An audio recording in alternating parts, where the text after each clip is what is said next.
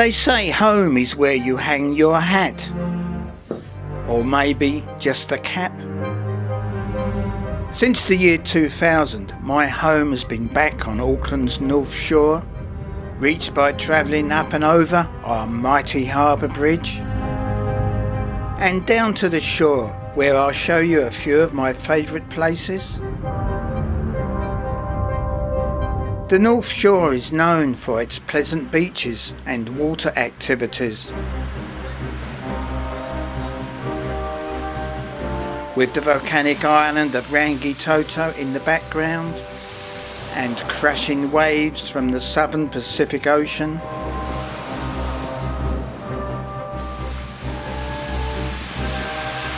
But I'd like to take you away from the beaches to some of the greenery, open spaces and interesting places of the North Shore that I enjoy. To start with, the Chelsea Estate Heritage Park near Birkenhead, an area consisting of the Chelsea Sugar Refinery and surrounding grounds. The refinery opened in 1884 and is still operating. Some of the remaining brick cottages built in 1909 for workers who needed to be on site for emergencies. Nowadays they are rented to private individuals. Ponds for abundant wildlife.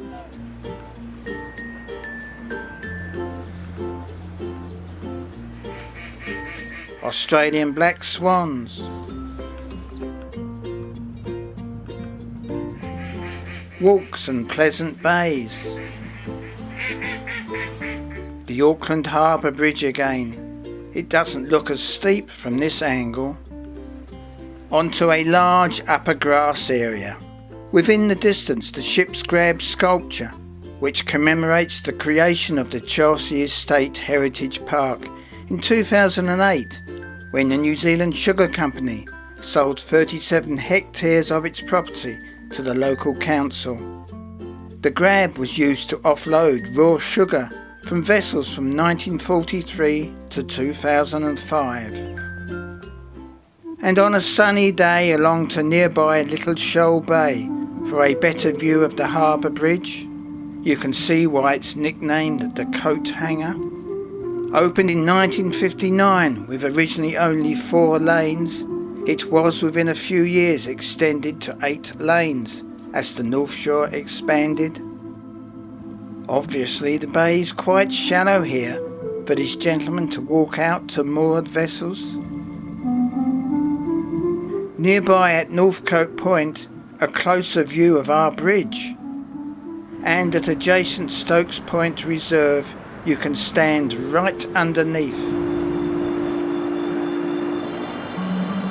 With the girders above so low you can almost touch them as the traffic thunders overhead. Beyond Auckland City. And a harbour just waiting to be sailed, or a pleasure cruise.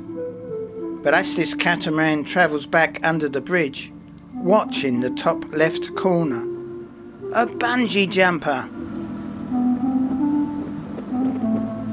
And here they come again. Here at Stokes Point is a memorial to 3 brave men who lost their lives during the construction of the bridge. Sadly, they never lived to see the completion of the bridge that they helped construct. In the distance is one of Auckland's volcanic sites. There are over 60, but not all are mounds, for here at nearby Onipoto Domain is another volcanic site. But this one is a crater, formed by an eruption around 250,000 years ago, and the crater floor has now been reclaimed to provide a recreational area.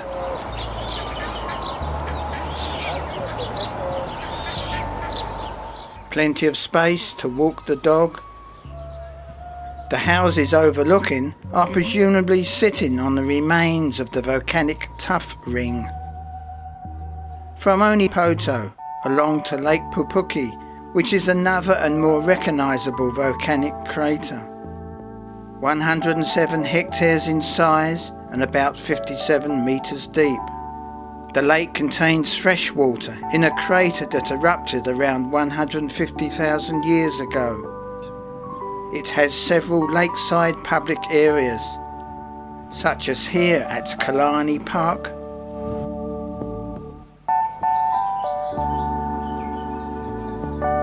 a popular area with its jetty.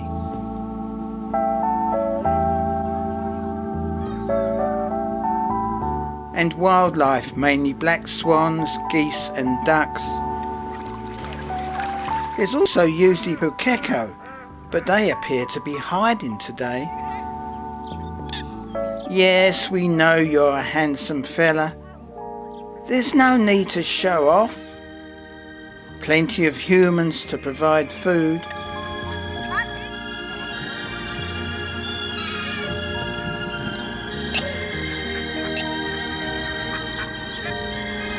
While in the upper car park, the gulls prefer to raid the rubbish bin. Naturally, the lake is popular for water activities.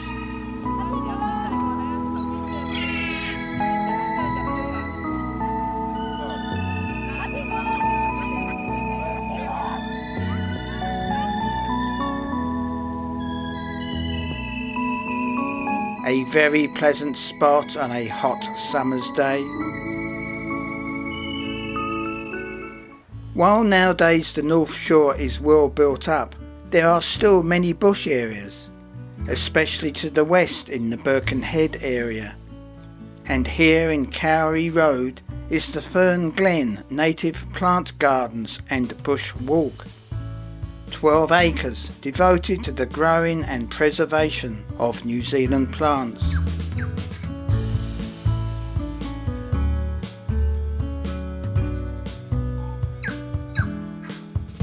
A fine totara tree. Not all the plants here would have originally been found on the North Shore, but it gives you a glimpse of what much of the area was probably like centuries ago. Finally, in contrast to peace and tranquility, a noisy event that's the highlight for my area.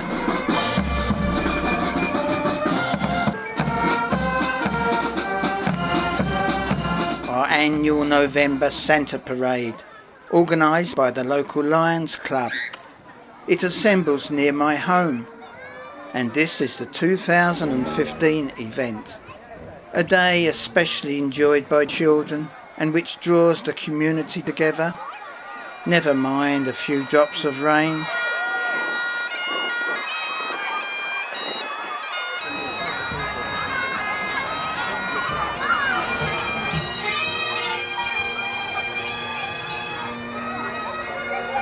The traffic management is in place and crowds are waiting.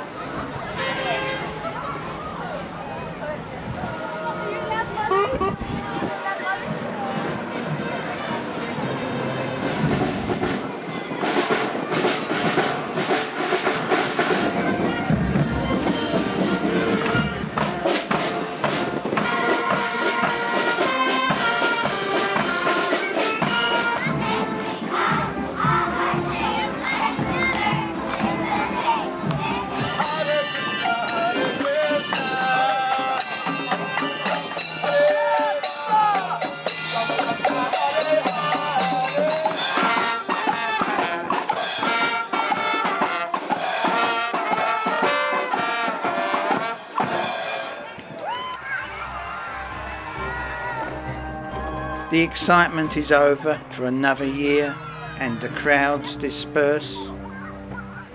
Okay guys, the parade's finished. You can fly home now as the sun is starting to set. to give a golden ending to just my corner.